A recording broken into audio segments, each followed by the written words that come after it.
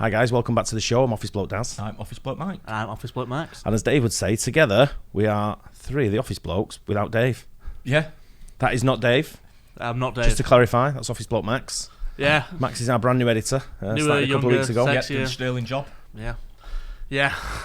Took it out of me, I'll tell you that. Yeah. So it's Dave's on a camping expedition. He is, yeah. And the weather's a bit grim as well, isn't it, at the moment? I just don't understand people who go camping. No, I don't either. I did a few times when the kids were younger, but, you know, got over that now. I don't think I'll be doing it again. To be fair, Dave will probably bathe more when he goes camping than he normally does at home. Probably clean when he comes back out than he normally is. Yeah. And you can fit less socks in a tent as well, so... Oh, he won't take any socks with him. You know, he just had them big ginger feet hanging outside the tent, like claws on a bear, won't it? We'll sit in the M&S like Bigfoot size. Yeah. That's it, yeah. He'll just be hanging out the tent. His foot will be, one leg will be outside the one side of it.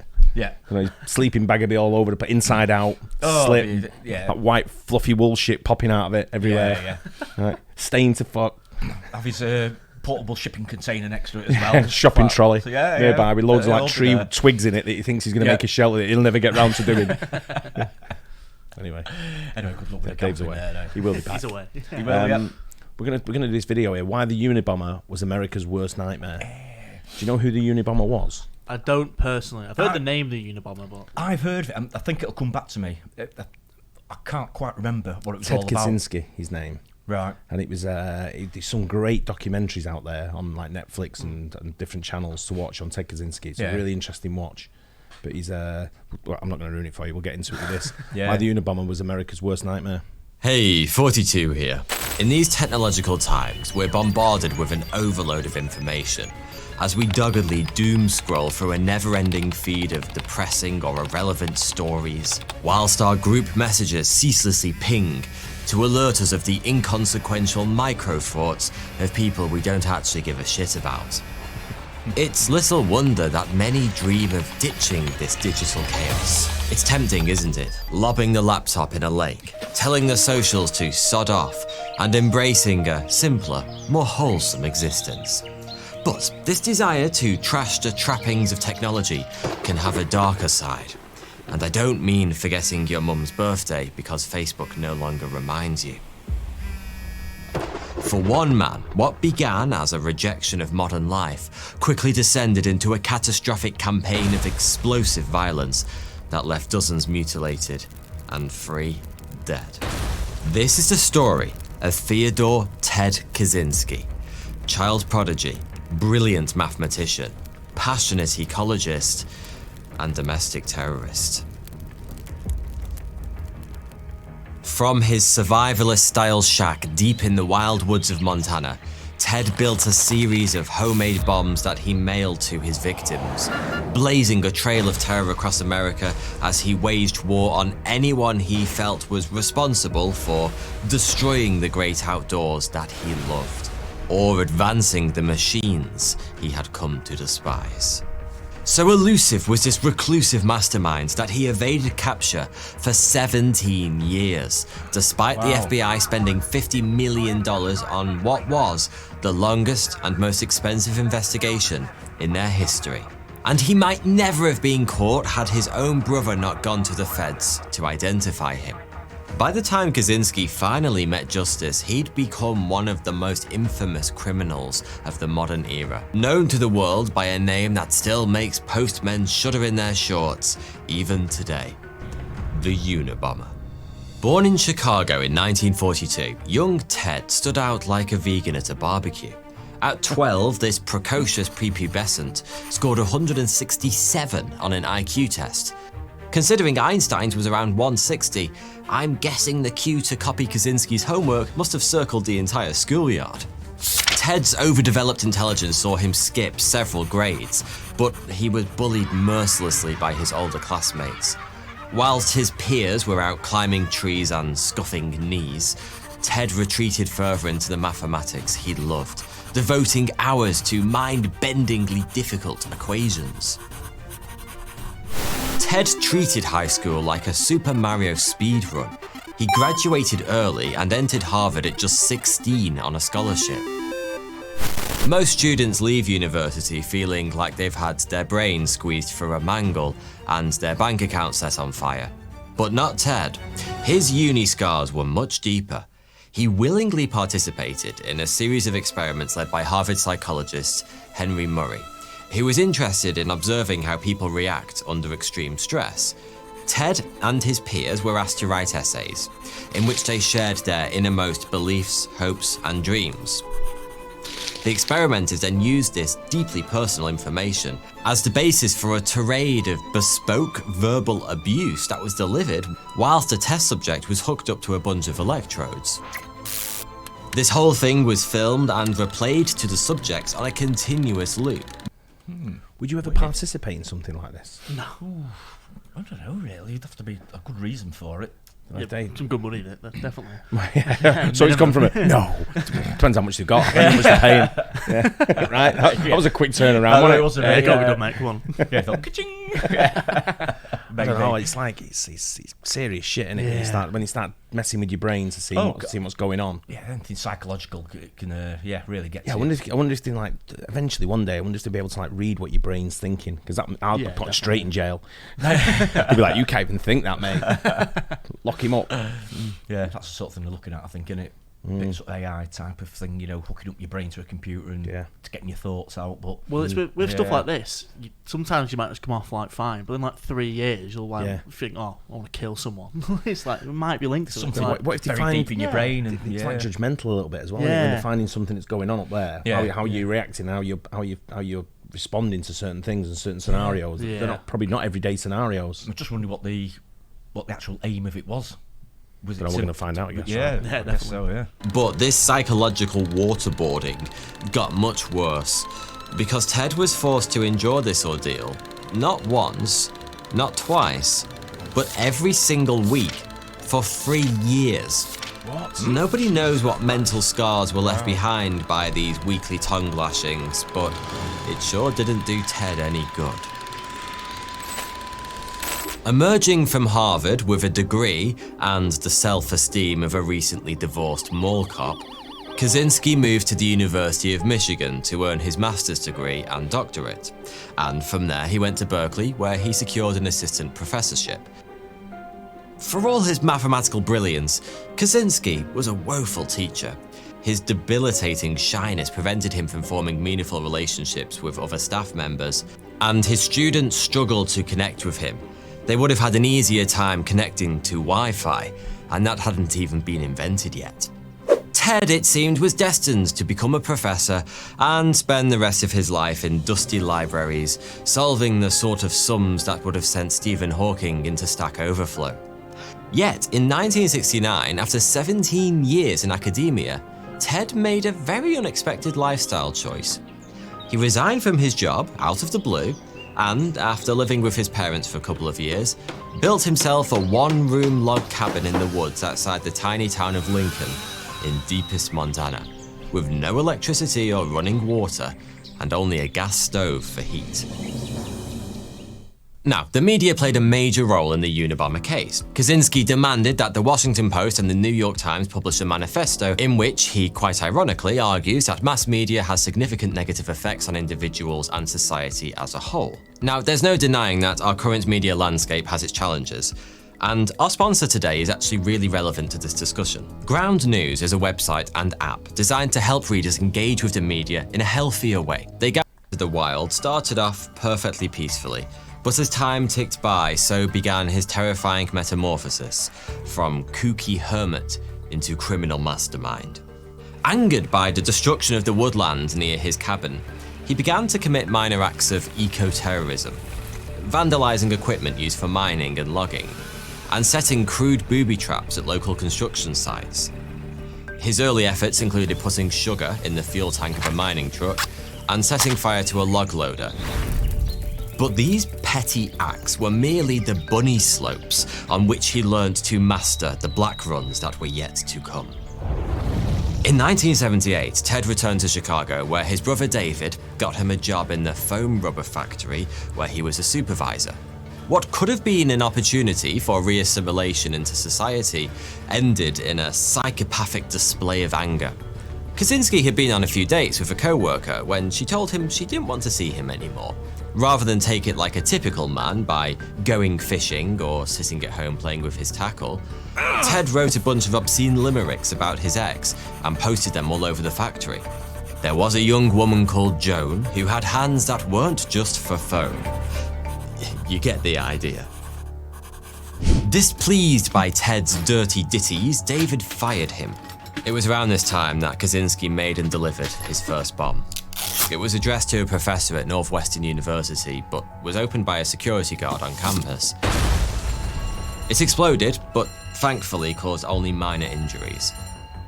A year later, he sent a bomb hidden in a cigar box to the same university, this time injuring a student.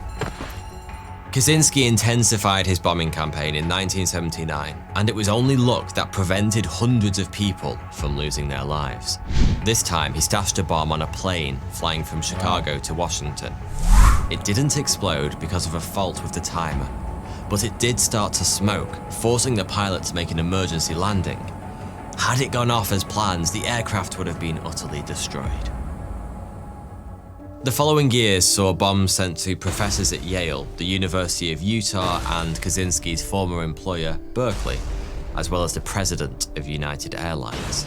Because he seemed to be targeting universities and airlines with bombs, the FBI assigned the case the file name Unabomber, from which the media created his murderous moniker, the Unabomber. But far from being a carefully curated hit list, it was later discovered that the victims' names were chosen almost at random, after research Kaczynski did in the library where he volunteered. But there was nothing random about the way he built his bombs. These were constructed with the meticulous attention to detail you'd expect from someone with a genius-level IQ and nothing else to do with his time but read philosophy and hunt squirrels to barbecue for dinner. This eye for detail was also a big part of the reason Ted was able to evade capture for so long. He made sure there were never any fingerprints on the bombs. He built them from readily available and therefore hard to trace scrap metals, and every single component was made by hand. He even carefully concealed red herrings to throw off the FBI. This would have been impressive enough if he'd been working in some high-tech secret lair like the budding Bond villain he was fast becoming, but he did it all in a shack so basic, it didn't even have a toilet. The fact that his bombs were untraceable, that he had no connection to those he targeted, and that he lived almost totally off-grid, meant Ted's reign of terror continued unbroken for a staggering 17 years. Wow. You just thought you're going to ask me, you're going to say something the same as me, I think. Why did they not know where they were posted That's from? exactly what I was going to say. Yeah. Did they not trace the origin from the post office? You'd think Every so, day wouldn't some you? guy's bringing in a box addressed to a university, and like, some guy's bombing universities, and some woman might go, some fucking weirdo who lives in the woods over there has brought in like... Or where is it from? Even if it's in that area but different post offices, you then at least be able to pinpoint an actual area. They may cover it in a minute, that I think he may have... I mean, you can drive into wherever you want, can't you, in the USA? I guess so, yeah. So yeah, maybe that's how he did it. He could have done it, yeah. Maybe drove long distances to different places, but and different ones all the time, maybe. So this guy's very, very bright, isn't he? Oh, of course he's probably too bright. Yeah. I don't think anyone needs to be. What was it? 167 IQ. Yeah. Man. Do you know Dave? Yeah. I've spoke Dave. Yeah, he's one. I was going to say. I think it would be a bit nicer to say that 67. Oh no, point. Sorry, I got it wrong. Point one. That's my point. Very important. During that time, anyone IQ. working in the industries he targeted must have felt genuine fear every time an unexpected parcel arrived in the post.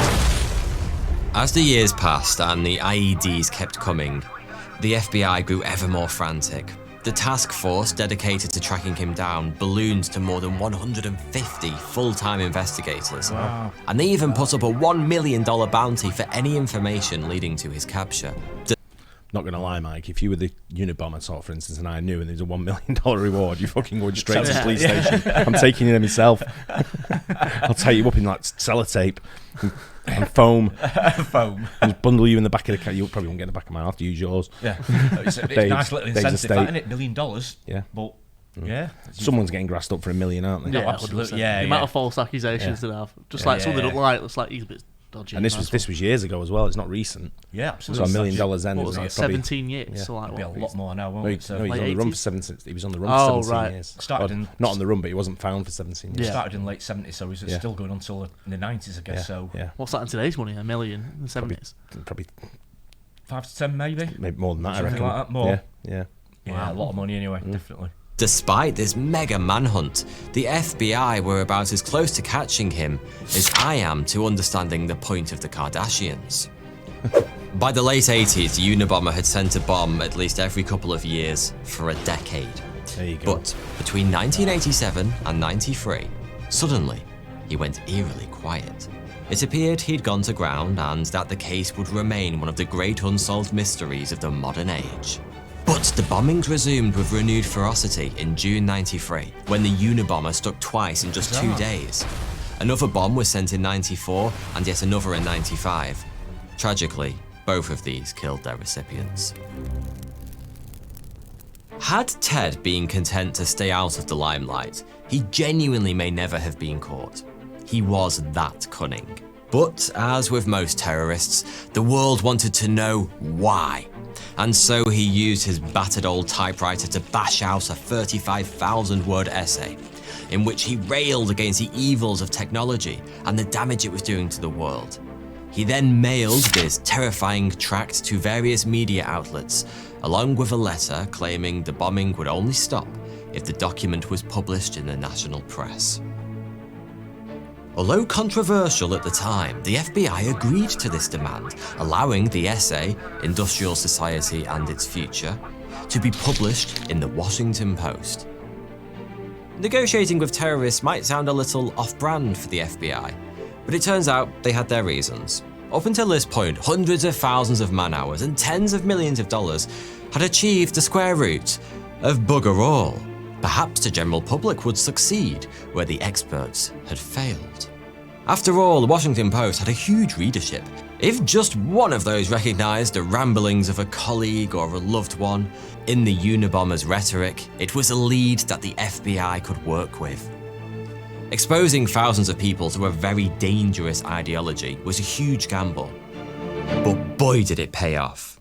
When Ted's brother and erstwhile boss, David, read the article, he knew at once who'd written it. The problem was the FBI had been inundated with tip-offs, as half of America suddenly decided the Unabomber was that weird guy at the pub who dresses like homeless Santa and is always mouthing off about how the government puts autism in your tap water. You know the kind. Dave. So, the only way David could guarantee his voice was heard above the noise was to gather some concrete evidence. He hired a private investigator to look into what dear Teddy was up to in the woods. He also contacted a criminal profiler to see if letters he'd received from his brother over the years matched the style of the Unabomber manifesto.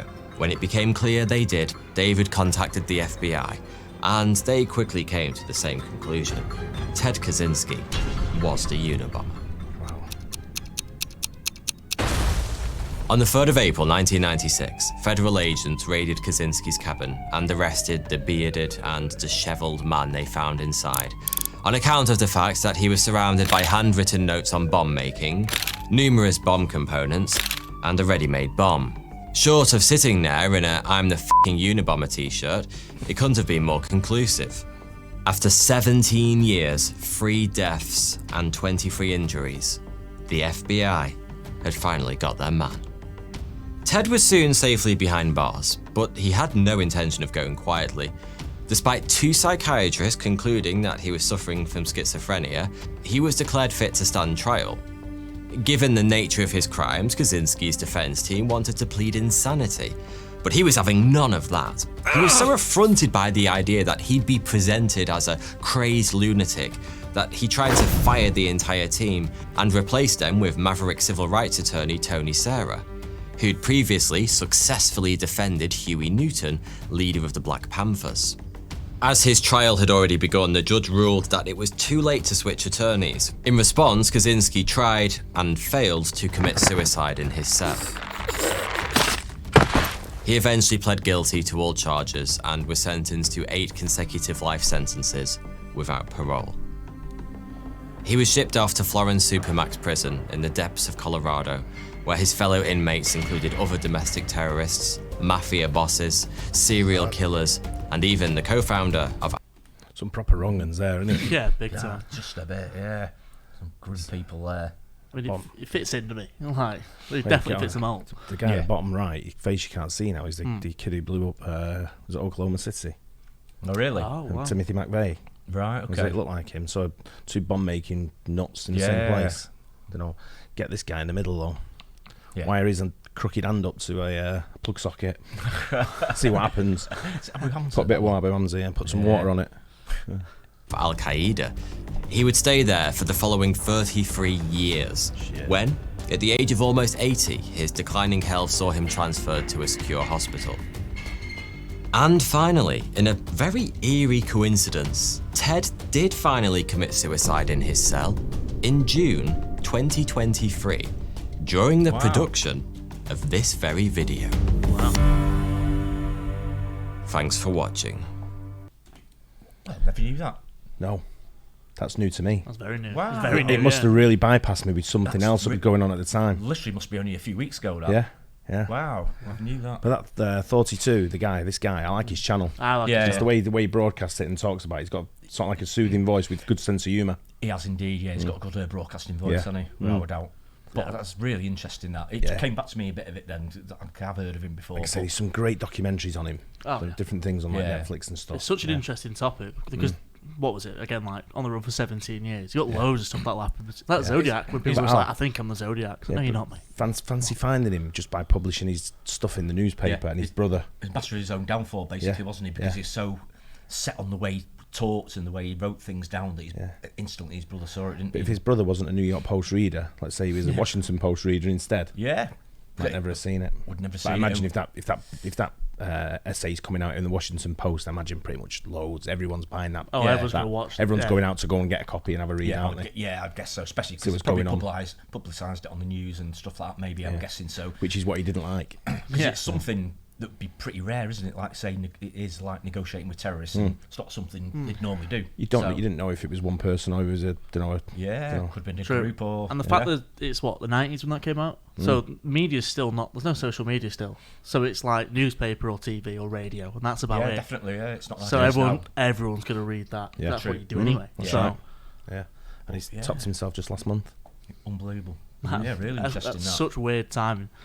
Great video though. Very good. Hope you guys enjoyed it as well. Don't forget to like and subscribe, and we'll catch you on the next one. Cheers. Cheers.